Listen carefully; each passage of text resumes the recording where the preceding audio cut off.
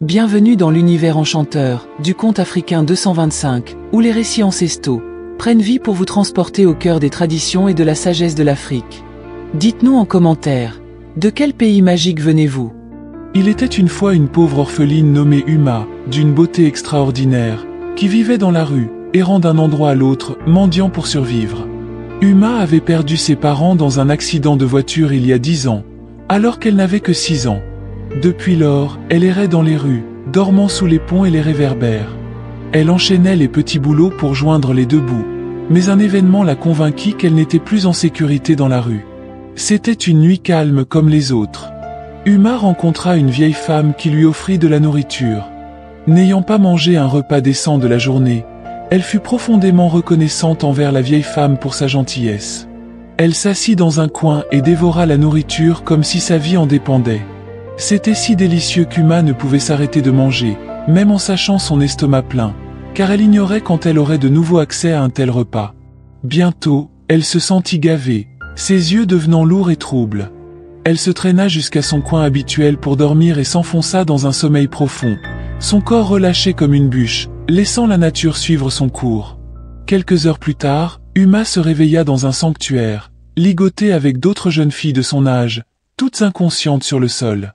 Ses yeux s'ouvrirent sous le choc lorsque le sorcier vaudou entra et la trouva éveillée. « Impossible !» dit-il en la pointant du doigt, révélant que l'esprit l'avait rejetée. Il ordonna qu'on la libère, et Uma fut immédiatement relâchée. Elle courut aussi vite que ses jambes le lui permettaient à travers la forêt. Jamais de sa vie elle n'avait été aussi terrifiée. Elle se fraya un chemin dans l'obscurité et arriva sur une route isolée. Uma n'avait aucune idée d'où elle se trouvait. Elle marcha seule, pieds nus, affamée et effrayée, ses vêtements déchirés par les épines, ses yeux scrutant chaque feuille qui bruissait. Mais elle continuait d'avancer, une voix intérieure lui disant que s'arrêter signifierait un sort pire que le sanctuaire. Juste avant l'aube, elle aperçut des lumières au loin, une partie calme de la ville qu'elle n'avait jamais vue auparavant. De grandes vitrines, des mannequins en vêtements glamour, des boutiques de créateurs exhalant l'odeur de l'argent et du pouvoir. Uma, abasourdie, s'arrêta devant une boutique, essayant de reprendre son souffle. Une grande et belle femme sortit du magasin et la rencontra. « Tu aimes les robes ?» demanda-t-elle. Uma sourit et hocha la tête. La femme lui rendit son sourire et lui demanda de la suivre à l'intérieur. Uma suivit timidement et fut conduite au vestiaire. Elle resta là, stupéfaite, lorsque la femme lui tendit une magnifique robe. « Va prendre une douche et enfile cette robe », lui dit-elle. Uma se précipita sous la douche avec excitation, et une fois propre, elle enfila la robe, ses yeux brillant de sa propre beauté. « Tu es parfaite », dit la femme en frappant des mains au-dessus de sa tête. Uma, confuse, se demanda pourquoi elle faisait cela. Avant qu'elle ne comprenne ce qui se passait, un homme imposant sortit de la porte derrière la boutique et lui planta une aiguille dans le cou. Uma s'effondra, et l'homme la transporta dans un cercueil à l'arrière. Elle y resta plus de 10 heures. Lorsqu'elle se réveilla, elle se trouva derrière la vitrine de la boutique, son corps rigide comme un mannequin. Elle était vivante, mais le monde ne voyait qu'un mannequin réaliste destiné à attirer les clients. Uma réalisa alors que les autres mannequins de la boutique étaient également vivants.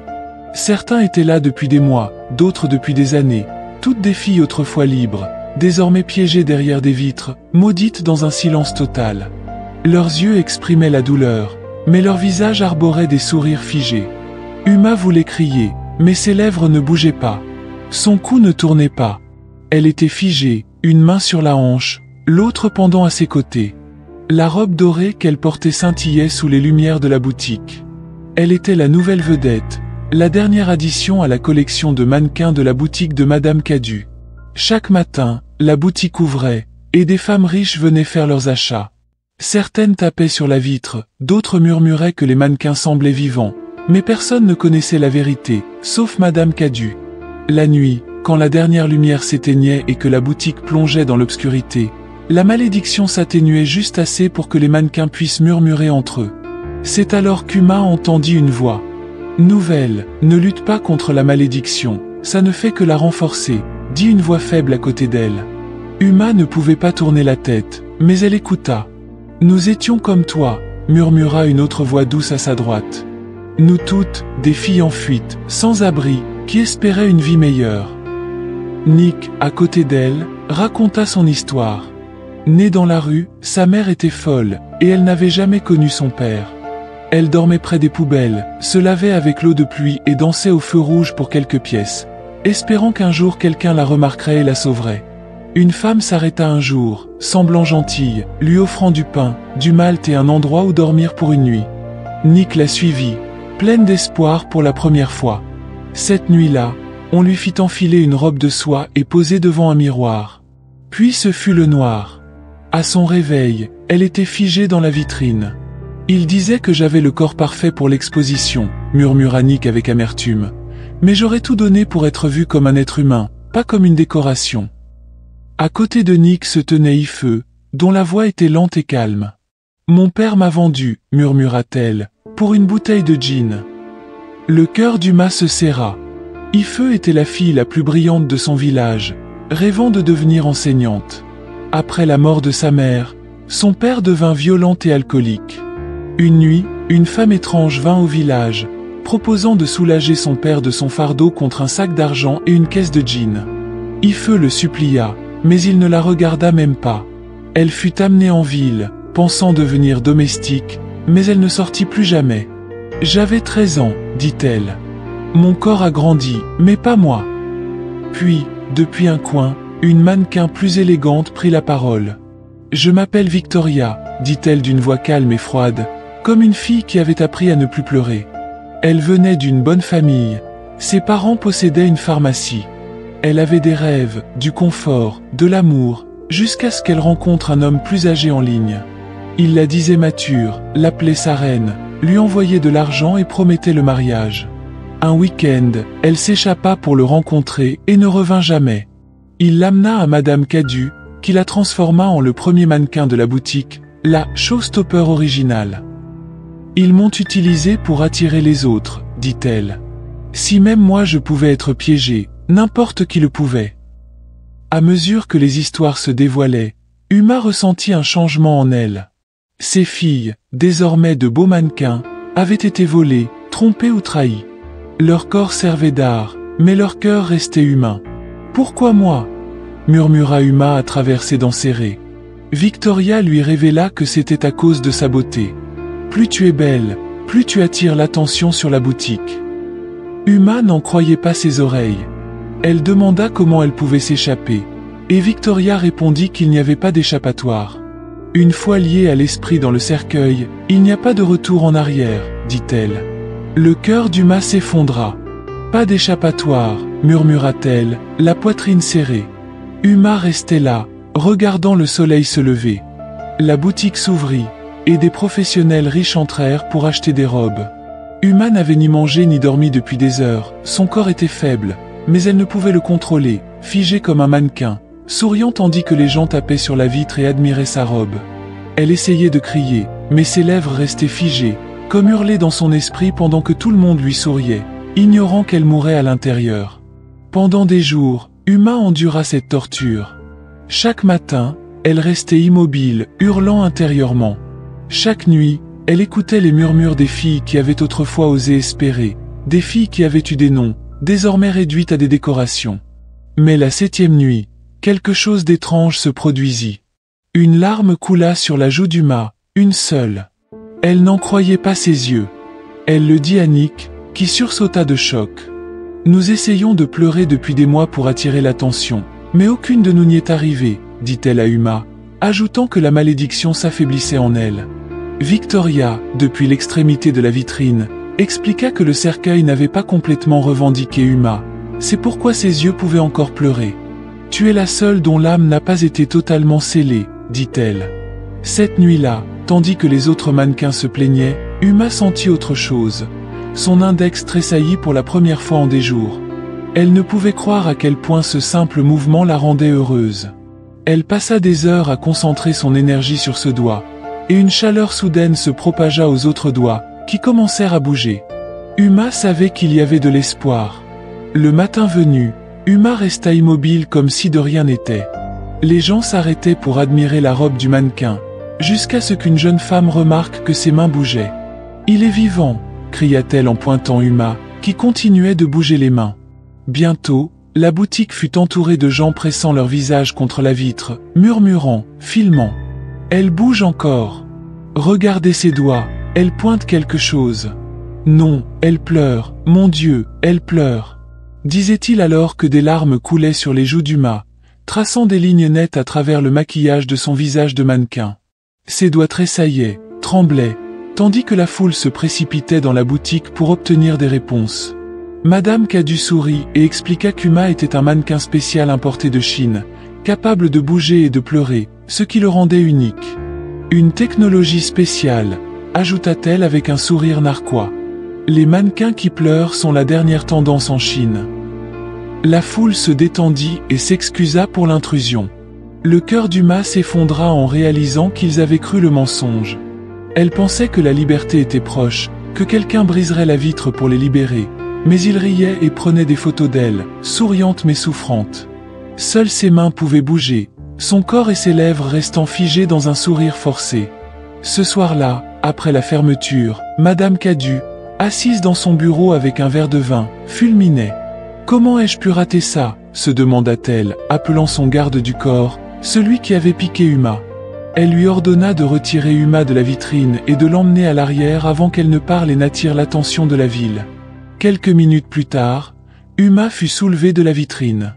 Elle tenta de crier, de se débattre, mais son corps restait rigide. Tout ce qu'elle pouvait faire était de pincer l'homme avec ses doigts mobiles, sans effet.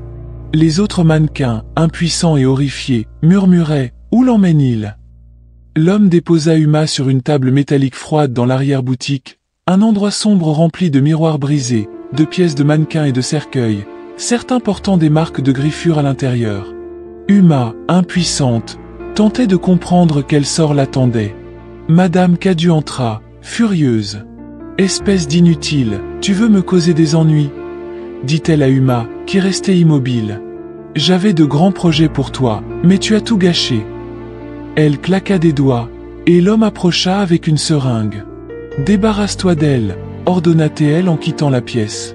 Uma pria dans son cœur, incapable de croire que sa vie touchait à sa fin après tant de souffrances. Elle se résigna à rejoindre ses parents, morts dans ce monde cruel. Mais soudain, elle entendit Madame Cadu hurler de terreur. Le garde du corps lui planta la seringue dans le cou, et elle s'effondra, inconsciente. Uma, confuse, vit l'homme se précipiter vers elle et lui donner un liquide à boire. Instantanément, elle sentit la vie revenir dans son corps. Stupéfaite, elle tenta de comprendre ce qui se passait. L'homme, Chimie, s'approcha et implora son pardon. « C'est de ma faute, dit-il. » Uma, abasourdi, l'écouta révéler qu'il était responsable de la mort de ses parents. Lors de l'accident, Uma dormait à l'arrière. Son père, au volant, avait vu un jeune garçon courir après un ballon et avait fait une embardée pour l'éviter. La voiture avait percuté un arbre et pris feu. Ses parents étaient morts sur le coup, mais Uma avait survécu, inconsciente. Le garçon, Chimie, avait remarqué une marque étrange derrière son oreille, la même qu'il vit lorsqu'Uma arriva à la boutique. Chimie lui avait injecté une solution anesthésiante temporaire au lieu de la substance paralysante ordonnée par Madame Cadu. Pendant des années, il avait obéi à Madame Cadu sous la menace, mais la vue de la marque d'Uma brisa quelque chose en lui. Il était responsable de l'accident qui l'avait rendue orpheline, et il ne pouvait supporter qu'elle souffre davantage. Il avait donc décidé de la sauver, même au prix de sa propre vie, en lui administrant la mauvaise injection, empêchant l'esprit de prendre complètement possession de son corps. C'est pourquoi Uma pouvait encore pleurer et bouger ses doigts. Uma, tremblante, absorbait la confession de Chimie. Ses membres retrouvaient peu à peu leur mobilité. « Nous n'avons pas beaucoup de temps, dit-il, l'exhortant à chercher de l'aide. » Uma s'enfuit de la boutique et courut jusqu'au commissariat le plus proche, pieds nus, sa robe dorée déchirée, les yeux rougis par les larmes. Les officiers, stupéfaits par son apparence, l'écoutèrent. « S'il vous plaît, elles sont vivantes, les mannequins dans la boutique, ce sont des filles. Vous devez les sauver !» cria-t-elle. Malgré leur confusion, un officier senior ordonna à l'équipe de se rendre à la boutique. Ils trouvèrent Madame Cadu inconsciente dans l'arrière-boutique. Les autres mannequins, encore figés par la malédiction, retrouvèrent leur conscience lorsque Madame Cadu fut forcée de lever la malédiction. La police découvrit une pièce remplie de chaussures, sacs, vêtements appartenant à des filles disparues, des téléphones cassés, des photos, des cercueils ornés de symboles étranges, des seringues, des journaux avec des noms de filles portées disparues depuis plus de 5 ans. Chimie, à genoux, confessa tout. Madame Cadu tenta de se justifier. Je les ai rendues belles, elles n'étaient rien avant moi, inutiles, sans abri, sales, indésirables. Ces mots furent interrompus par une gifle d'une officière indignée. L'histoire fit la une des journaux. Les mannequins étaient vivants. Uma fut interviewée par des organisations de défense des droits humains. La boutique fut scellée. Madame Cadu condamnée à la prison à vie sans possibilité de libération. Chimie, bien qu'arrêtée, reçut la clémence après que son témoignage permit de sauver 32 autres filles piégées dans des conditions similaires. Uma reçut un logement, une bourse et une thérapie. Mais surtout, elle eut une chance de recommencer. Cette histoire enseigne qu'envers et contre tout, dans les recoins les plus sombres et désespérés de la vie, la lumière peut percer. L'espoir, même fragile, est une forme de résistance. Les larmes d'Uma, petites et silencieuses, devinrent la fissure par laquelle la vérité éclata, exposant l'injustice. Elle rappelle que les gens ne sont pas des possessions. Chaque vie humaine a de la valeur, quel que soit son statut, son passé ou son apparence. Les filles piégées derrière les vitres n'étaient pas des mannequins.